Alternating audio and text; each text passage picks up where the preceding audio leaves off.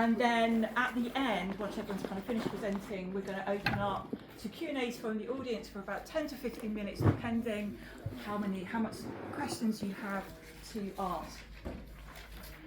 So our first speaker is Melanie Cox from Falmouth University, who will be talking about exploring radical television in early Channel 4.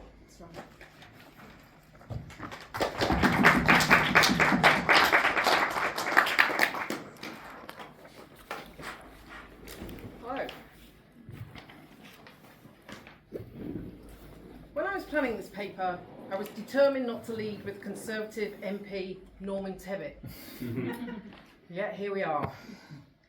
Channel 4 was launched in 1982 and developed in the wake of the 1977 Annan Report's call for many different voices. The creation of the channel formalised a broadcasting ecology that opened new possibilities for British television. Enshrined in the Broadcasting Act 1980, the remit to encourage innovation and experiment in form and content was materially realised through the work of the Independent Film and Video Department, 1982 to 1995. The founding chief executive, Jeremy Isaacs, famously navigated this mandate by suggesting the channel should somehow be different, but not that different. And while this served as a pragmatic assurance to regulators, the IFVD pushed the boundaries of what different could really be. The difference was not just programming, it was structural. A few weeks ago I asked a friend if she'd ever heard of the series Out, a magazine programme made for and by gays and lesbians. I have, she replied, and it was so exciting. I recorded it on VHS, hid the tapes under my bed, and I still have them in the loft. As we talked, she remembered carefully lowering the lid of the family's top-loading video recorder so her parents wouldn't hear the click. And two things struck me. First, how much these programmes mattered to a young woman who was not yet out, and second, that she still has those tapes. Existing entirely outside any official archive, those rogue VHS recordings tell an important story about lesbian media history. They remind us that the life cycle of programmes such as Out did not end at transmission. Those tapes did not exist by accident. They were the product of a very particular broadcasting structure. Channel 4 operated through a publisher-broadcaster model, commissioning programmes from independent producers rather than relying solely on in-house production. This broke with the centralised models of the BBC and ITV. Advertising revenue was cross-subsidised through the ITV network until 1993, meaning Channel 4 was insulated from commercial ratings pressures, allowing the IFVD to bypass traditional broadcasting hierarchies.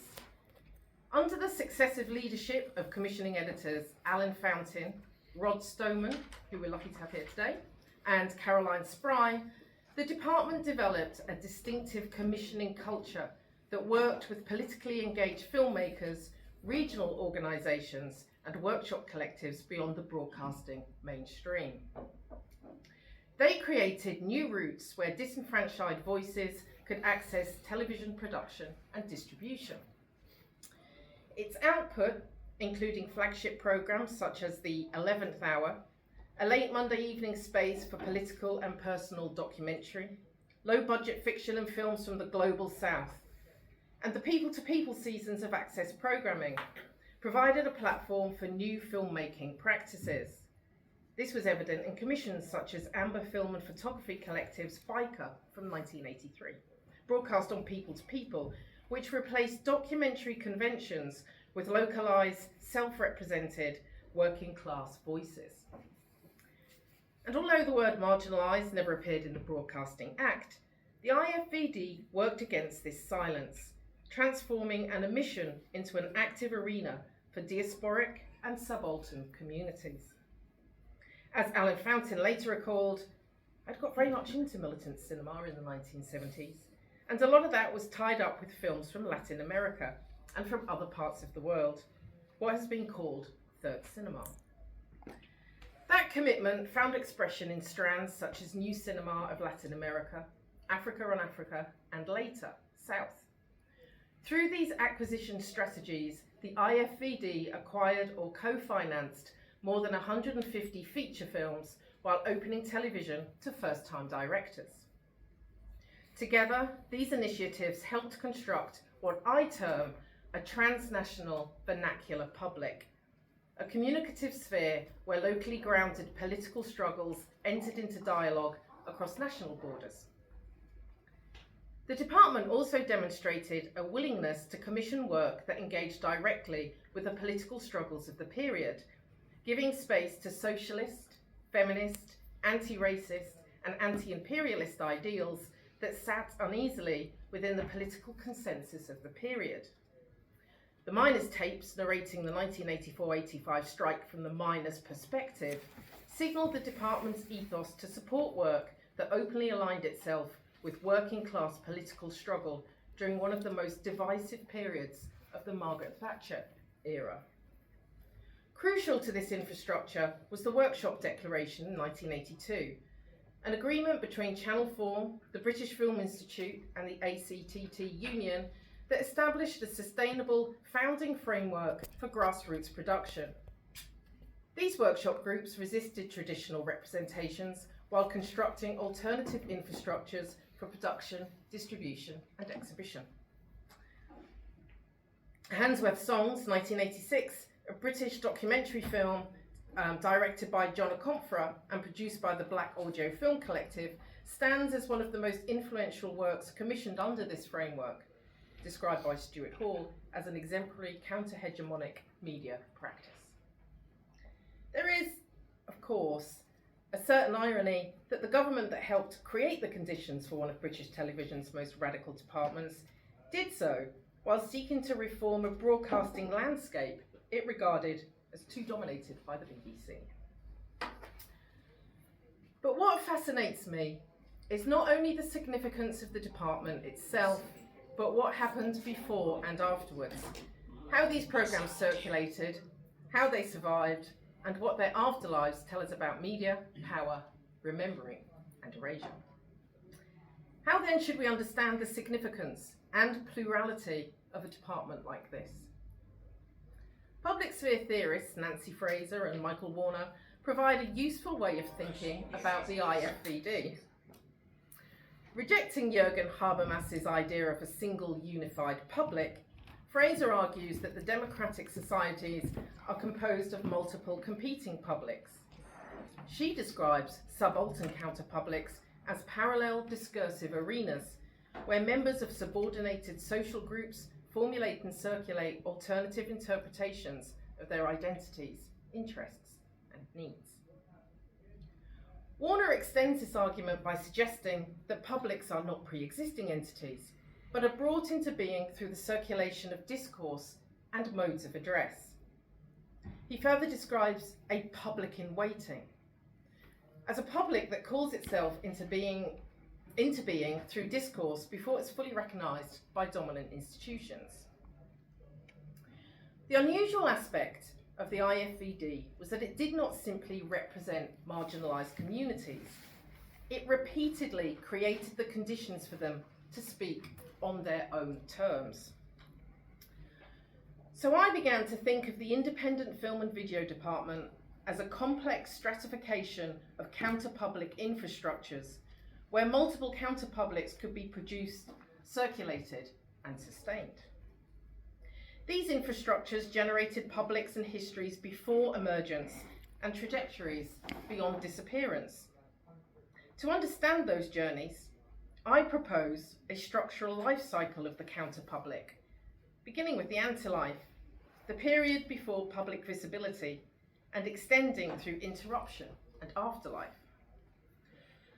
I use the term antilife to describe the often overlooked period before broadcast, when texts are shaped through commissioning, production, negotiation, and contestation. Attending to this antilife shifts our focus away from the broadcast event itself and towards the social, political, and institutional struggles that shape media. The life cycle of the counterpublic becomes visible through two key IFVD productions, Out and Mother Island. Before returning to Out, it is worth considering the political climate that shaped its development. Even before Channel 4 went on air in 1982, there were demands from lesbian and gay communities for access to the airwaves across the schedule. Only a month after the channel launched its 1 in 5 season of programmes, made by and for lesbian and gay audiences, and demonstrated just how politically contested the new channel's remit would become. While many within Channel 4 strongly supported the season, the reaction from sections of the press and conservative politicians was immediate and hostile. Tebbit later complained that Isaacs had misunderstood Parliament's intentions.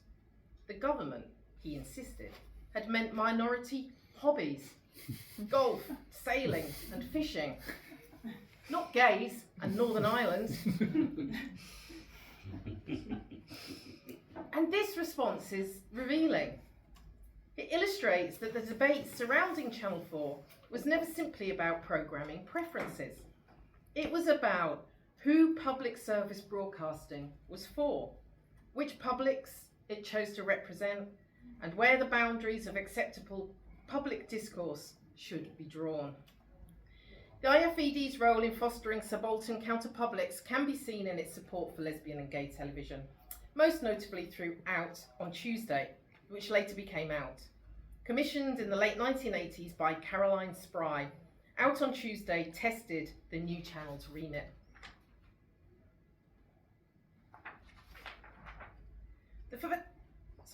The first series of Out on Tuesday was broadcast at 11 p.m. on Valentine's Day, 1989.